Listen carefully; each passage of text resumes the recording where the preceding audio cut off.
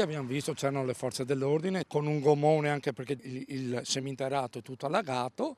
Poi oggi abbiamo visto 2 morti nell'arco di una settimana e ci fa un po' preoccupare. 2 cadaveri in una settimana, 2 uomini senza vita e senza un'identità, in uno stato di decomposizione tale da non avere più neanche un volto. Al momento non si sa né quando né come siano morti. I loro corpi sono stati scoperti qui da polizia e vigili del fuoco, in via Carducci a Marghera, in questo scheletro di cemento vecchio almeno 20 anni di un palazzo mai completato, il cui piano interrato è completamente sommerso d'acqua.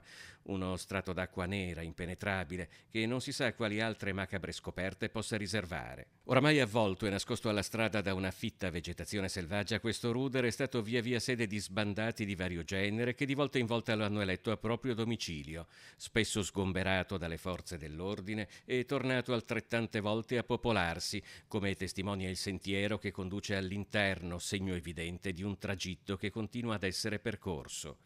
Sui 2 morti indaga la polizia, in uno scenario di squallore e indigenza che suscita inquietudine in chi vive a poca distanza da qui. Noi in linea d'aria abitiamo a 300 metri dietro, sinceramente, ai figli, ai nipoti, cioè è una situazione anche perché non è una zona degradata, cioè c'è un centro commerciale. Siamo passati tante volte, c'è stato un periodo in cui c'era anche una roulotte parcheggiata qua e ci venivano a rubare sulle case, poi la roulotte è stata spostata, però hanno abbandonato completamente tutto. Tutti gli scenari sembrano rimanere aperti, malori, caduti accidentali di qualcuno che qui viveva o forse aveva scelto questo luogo solo come riparo provvisorio, ma non si può escludere neanche la morte violenta, magari una rissa, un regolamento di conti.